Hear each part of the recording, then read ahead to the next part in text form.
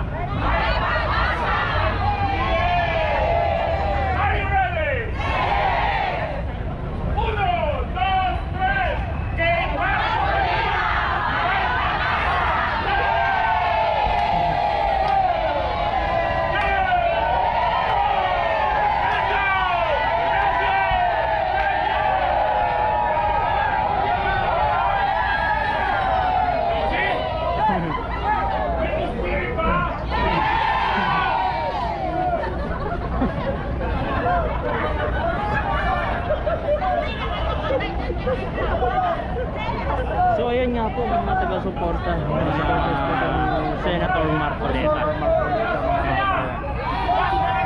Ayun, mas malakas. Are you ready?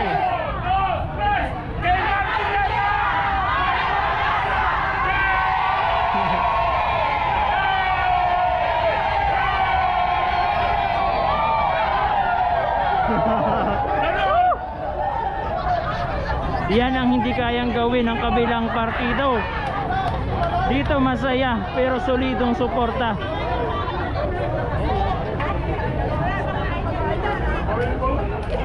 Paano kayo maslagyan dyan?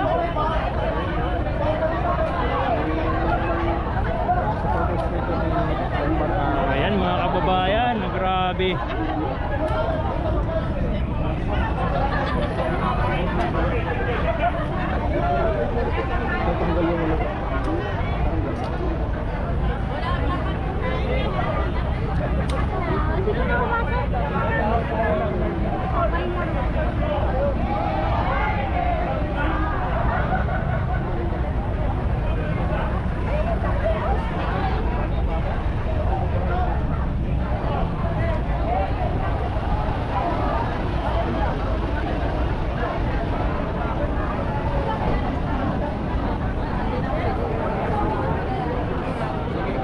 Balik na tayo dito mga kababayan habang hinihintay natin yung mga paparating nating na mga opisyalis ng PDP Laban.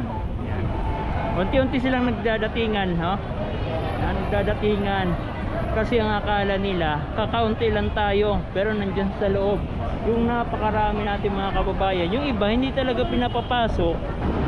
Yung iba konti lang yung inimbitahan dahil nga mga kababayan ay napakaliit lamang po itong mga venue. Dapat nga mas malaki pa ang gawing venue para sakto. At ayun pala, ang dami oh. Dito sa LED screen pinapakita. Wait lang, papakita ko sa inyo mga kababayan kung gaano nakarami yung tao dito sa loob ng venue. Ayan oh. Ito yung LED. Ayun oh. Maliit lamang. Maliit lamang ang venue. Kaya siksikan kapag pinapasok yung napakarami natin mga kababayang Pilipino. So may sabi yung hangin. Grabe. Ito ang hindi kayang gawin, no? Ang hindi kayang gawin at hindi magagawa ng kabilang partido dahil ito solido talaga ang pagmamahal ng taong bayan. So hintayin natin na dumating yung ating Tatay Digong. Dito tayo mag-aabang mga kababayan.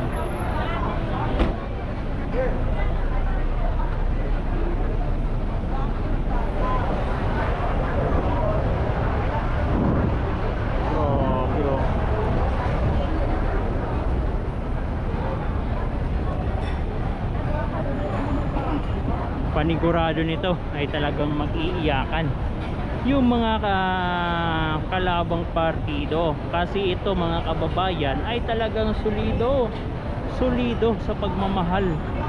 Siyempre hindi talaga iniiwan ng mga kababayan natin ang pamilya ng Duterte, kasi naniniwala tayo na talagang may magagawa at may mangyayari kung tayo po ay talagang sulit na sumusuporta sa mga Duterte. Kasi nga nakita natin mga kababayan na napakaganda ng mga naging proyekto ni Tatay Digong, no?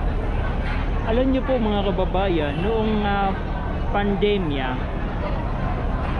kahit na medyo kapos, nililipat yung ibang mga budget sa Department of Health, ay nagpapatuloy po yung mga infrastructure project ni Tatay Digong. Samantala ngayon mga kababayan, no, ay wala namang gaano mga infrastructure, yung mga malalakihang mga proyekto ng gobyerno, mga tulay o kung ano pa man. Pero mga kababayan, napakalaki ng budget para sa ating Department of DPWS, Department of Public and Works Highway, no? Ayan, nagkakantuhan na tayo. Napakalaki ng budget pero wala ho tayo nakikitang napakalaki mga infrastructure project, at yun po ang hinahanap ng ating taong bayan.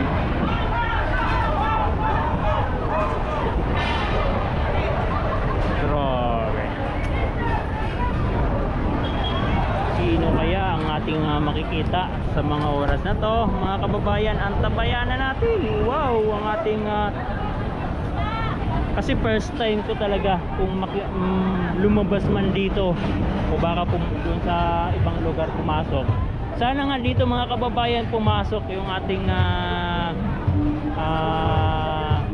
Tatay Digong, kasi kung magkataon first time ko makikita si Tatay Digong sa personal, kaya inaantabayanan ko talaga dito na pumasok, kasi ito lamang po yung entrance.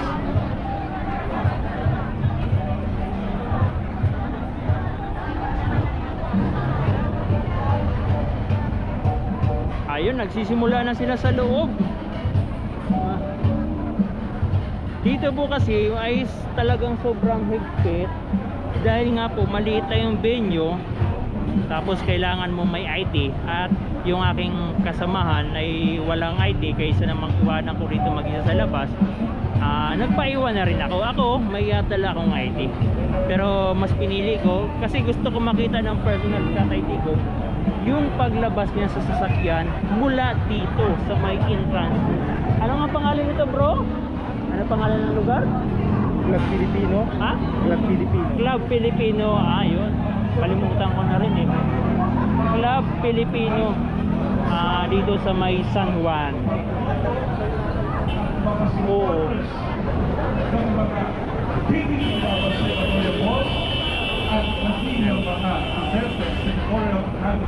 Dito tayo. Good afternoon everyone. Ako mukhang excited na po talagang lahat para sa ating proclamation rally. Anyway, ako po si Cindy from Team Jimmy Bondo. Ako po si Charles from Team GB Bondo. At malubos po namin kayong inaanyayahan sa proclamation rally ng PDP Laban at Duterte Senatorial Candidates. Ayan, no? Woo! Naku, parang ang hina naman po ng palakpak. Ulitin nga natin, Charles, inaanyayahan namin kayo sa proclamation rally ng PDP Laban at Duterte Senatorial Candidates! That's more, we love it! Ay, Excited wag na pa ba po kayo? Dol 2025. Ayun o, mga Marami po kababayan o. kaming sorpresa sa inyo ngayong araw na to. Pero syempre, gusto muna natin ipakilala. Exactly. Before we proceed, we would like to acknowledge the presence of our honorable senatorial candidates, starting with our Senator Jimmy Bondo. Number 10 sa Senado. At syempre, nandito rin ang ating number 22, none other than Senator Bato de la Rosa. Nandito din ang Mr. Malasakit, Senator Bongo, number 28. At ang isa sa aking mga idol, ang gwapong-gwapong number 30 sa Senado, none other than Attorney JB Hinlo.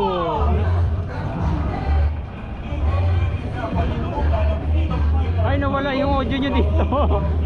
Humina yung audio nyo. Humina yung audio nila dito. Mga kababayan, oh, nawala yung audio nila.